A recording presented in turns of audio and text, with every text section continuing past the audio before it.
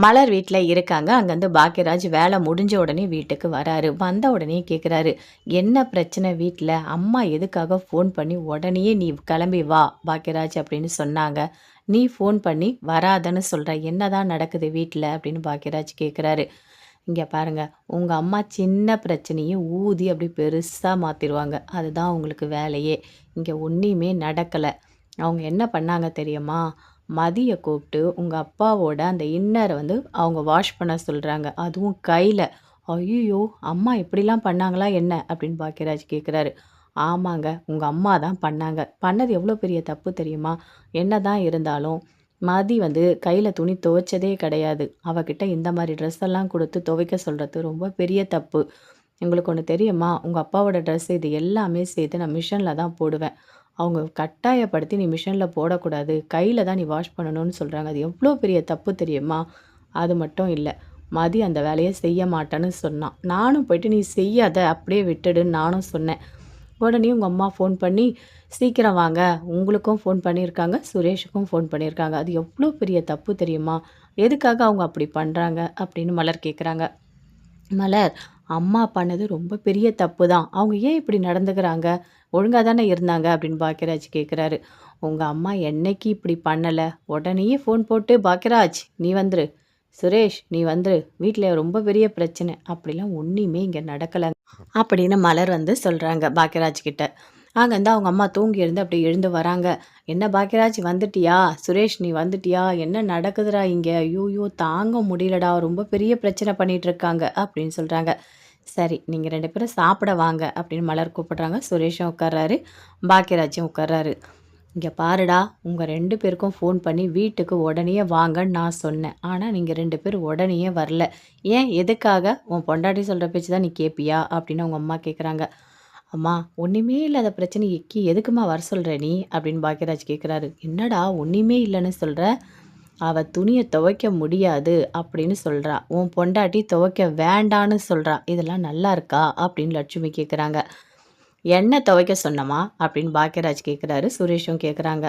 "ஆ அதுவா? நான் சொல்லட்டுமா?" அப்படின்னு மலர் வராங்க. "மலரே நீ பேசாத. நீ இப்பலாம் அந்த மதிக்கு தான் சப்போர்ட் பண்ணி பேசிட்டு இருக்க." அப்படின்னு அவங்க அம்மா சொல்றாங்க. "அத்தை நான் மதிக்கு சப்போர்ட் பண்ணல. நியாயமா எதுவோ அத தான் நான் கேட்குறேன்." அப்படின்னு சொல்றாங்க. அங்கருந்து மதி வராங்க. நின்னுட்டு இருக்காங்க. "இங்க பாருங்க, உங்க அப்பாவோட இன்னர அவங்க வாஷ் பண்ண சொல்றாங்க. அதுவும் கையில." அப்படின்னு சொல்றாங்க. அத கேட்டோனே சுரேஷுக்கு அப்படியே கோவமா வருது. அமைதியா இருக்காரு. "என்னம்மா நீ இப்படிலாம் பண்ணியிருக்க?" அப்படின்னு சுரேஷ் கேட்குறாரு. "என்னடா நீயும் உன் பொண்டாட்டிக்கு சப்போர்ட்டா பேசுறியா?" அப்படின்னு அவங்க அம்மா கேட்குறாங்க. "அம்மா நான் சப்போர்ட்டாலாம் பேசல. நான் நியாயமா தான் பேசுறேன். நீ பண்ணது தப்பு தானே. நீ எதுக்காக அதெல்லாம் போயிட்டு அவள வாஷ் பண்ண சொல்ற?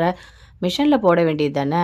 இல்ல கையிலனா நீ தாம்மா வாஷ் பண்ணணும்." அப்படின்னு சொல்றாரு. "டேய் என்னடா வயசான காலத்துல என்ன துணி துவைக்க சொல்ற?" அப்படின்னு லட்சுமி கேட்குறாங்க. "அம்மா துணினா எல்லாத்தையும் துவைக்க சொல்லல. அவருடைய இன்னர் மட்டும் வாஷ் பண்ண சொல்றோம்." அப்படின்னு சொல்றாங்க. "இங்க பாருடா 2 பேரும் சேர்ந்துக்கிட்டு ரொம்ப என்ன கொடுமைப்படுத்துறாங்க. டெய்லி வீட்ல எது கேட்டாலும் 2 பேரும் ஒண்ணா நிக்கிறாங்க தெரியுமா?" அப்படின்னு லட்சுமி சொல்றாங்க. "இங்க பாரும்மா, நீ பண்ணது தப்பு தான். என்னதான் இருந்தாலும் இன்னர்லாம் அவங்க துவைக்க மாட்டாங்க.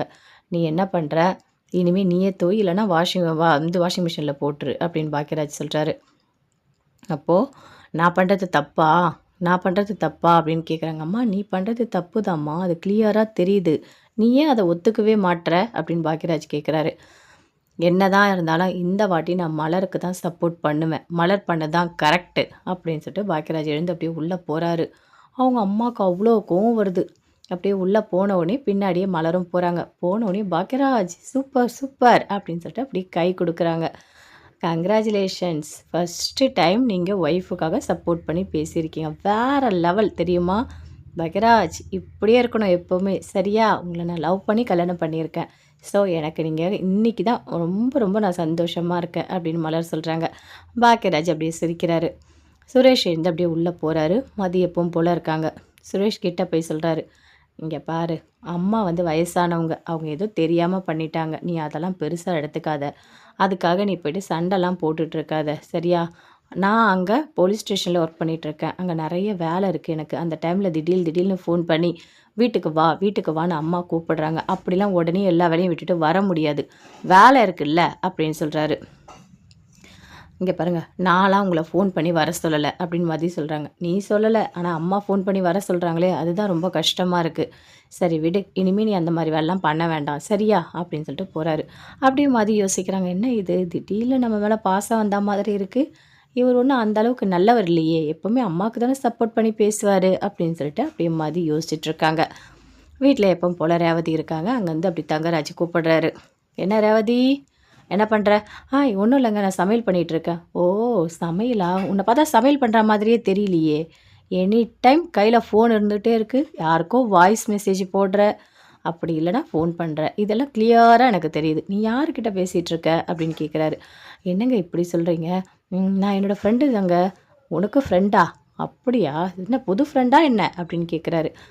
இல்லங்க. அது என்ன ஃபோன லாக்லாம் போட்டு வச்சிருக்க? நான் எடுத்து பார்க்கக்கூடாதுன்னா?" அப்படின்னு கேட்குறாரு. ஐய்யய்யோ! ம் அதுக்காகலாம் இல்லங்க. வீட்ல பசங்கலாம் இருக்காங்க. அடிக்கடிக்க ஃபோன எடுத்து அவங்க வந்து விளையாடிட்டு இருக்காங்க. பசங்க ஃபோன் விளையாடினா கெட்டு போயிடுவாங்கங்க. அதனால தான் நான் லாக் போட்டு வச்சிருக்கேன் அப்படின்னு சொல்றாங்க. எப்படியெல்லாம் சமாளிக்கிறா! ஐயோ! கடவுளே! பண்றதெல்லாம் ஃபோன் பண்ணி அந்த மதிக்கிட்டயும், அந்த மலர்கிட்டயும் பேசுறது. ஆனா எனக்கு தெரியாம நடிக்கிறா. நான் எப்படியாப்பட்டவன்? எனக்கு எல்லாமே தெரியும் அப்படின்னு தங்கராஜ் மனசுக்குள்ளேயே நினைக்கிறாரு. சரி, சரி. போம்மா போ. போய் வேல இருந்தா போய் பாரு போ அப்படின்னு சொல்றாரு தங்கராஜ். என்னடா எப்ப பார்த்தாலும் அவள ஏதாவது ஒண்ணு கேட்டுட்டே இருக்க அப்படின்னு அவங்க அம்மா கேட்குறாங்க. அம்மா இல்லம்மா அவ யார்கிட்டயோ ஃபோன்ல பேசி பேசி சிரிச்சுட்டே இருக்கா. அது வேற யாரும் இல்ல. அந்த மலரு, மதி எல்லார் கூடயும் சேர்ந்தாம்மா இவ பேசிட்டு இருக்கா அப்படின்னு தங்கராஜ் சொல்றாரு. சரி விடுடா அப்படின்னு அவங்க அம்மா சொல்றாங்க. இல்லம்மா, இவ பேசினா அது இவ சந்தோஷமா இருக்கக்கூடாது அப்படின்னு தங்கராஜ் சொல்றாரு. சரி விடுடா நான் பார்த்துக்கிறேன். சும்மா நீ அதையே போட்டு குழப்பிட்டு இருக்காத. போ போய் வேலை இருந்தா போய் பாரு. வேலை தான் நமக்கு ரொம்ப முக்கியம் அப்படின்னு அவங்க அம்மா சொல்றாங்க. சரிம்மா நான் போயிட்டு வரேன் அப்படின்னு தங்கராஜ் அங்கேருந்து அப்படியே எழுந்து போறாரு. ஃபோன் பண்றாங்க. அப்படியே அட்டெண்ட் பண்ணி பேசுறாங்க மலர். "சொல்லு ரேவதி என்ன?" அப்படின்னு சொல்லிட்டு. "இல்ல என்ன நடந்தது அங்க?" அப்படின்னு கேட்குறாங்க. "அதுவா இங்க ஒரு பெரிய பிரச்சனை. உங்க அப்பாவோட இன்னர மதிய வந்து கையில வந்து துவைக்க சொன்னாங்க. அதனால பெரிய பிரச்சனையாயிடுச்சு. ஆனா உங்க அண்ணன் எனக்கு சப்போர்ட் பண்ணாரு. தெரியுமா ரேவதி? ரொம்ப நான் சந்தோஷமா இருக்கேன்." அப்படின்னு மலர் சொல்றாங்க. "என்ன சப்போர்ட் பண்ணாரு?" "நீங்க பண்றது தப்பும்மான்னு சொல்லிட்டாரு." "அதுவே பெரிய விஷயம் தானே. இத்தன வருஷத்துல வாயே திறக்காத பாக்கியராஜ் வாய திறந்து பேசுறாரு." அப்படின்னு மலர் வந்து ரேவதி கிட்ட சொல்றாங்க. "அப்படியா? அப்ப அண்ணன்கிட்ட நீ ஃபோன குடுங்க. அண்ணி குடுங்க." அப்படின்னு சொல்றாங்க. அவங்க அவங்க வாங்கி பேசுறாரு.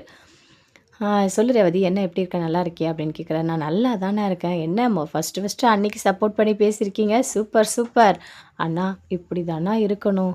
ஏன்னா, தப்பு பண்ணா அந்த இடத்துல நம்ம கேட்கணும். அத விட்டுட்டு, நான் கேட்க மாட்டேன். அம்மாக்கு தான் சப்போர்ட் பண்ணி பேசுவேன். அப்படி இருக்கவே கூடாதுண்ணா. நம்மளே நம்பி ஒரு பொண்டாட்டி வந்திருக்கா. அவ வந்து ம் வெளி உலகமே தெரியாது. உங்கள மட்டுமே நம்பி இருக்கும்போது, எல்லாமே அவங்க அந்த வீட்டுக்காரர்கிட்ட இருந்து கிடைக்கணும்னு சொல்லிட்டு அவ அதிகமா எதிர்பார்ப்பா. அதனால நீங்க என்ன பண்றீங்க? அன்னைக்கு சப்போர்ட் பண்ணது தான் கரெக்ட்டு அப்படின்னு சொல்றாங்க. சரி, சரி ரேவதி அப்படின்னு சொல்லிட்டு ஃபோன கட் பண்றாங்க. என்ன நீ எல்லாருக்கும் ஃபோன் பண்ணி சொல்லிட்டு இருக்க அப்படின்னு பாக்கியராஜ் கேட்குறாரு. ஆமா, என்னோட புருஷன் எனக்கு ஃபர்ஸ்ட் டைம் சப்போர்ட் பண்ணி பேசியிருக்காரு. அது எனக்கு பெருமை தானே. அதனால தான் நான் ஃபோன் பண்ணி சொல்றேன் அப்படின்னு சொல்றாங்க. சரி, சரி அப்படின்னு சொல்லிட்டு அங்கருந்து பாக்கியராஜ் போறாரு. மலர் பயங்கர சந்தோஷமா இருக்காங்க. ஆனா லட்சுமிக்கு அவ்ளோ கோவம் வருது.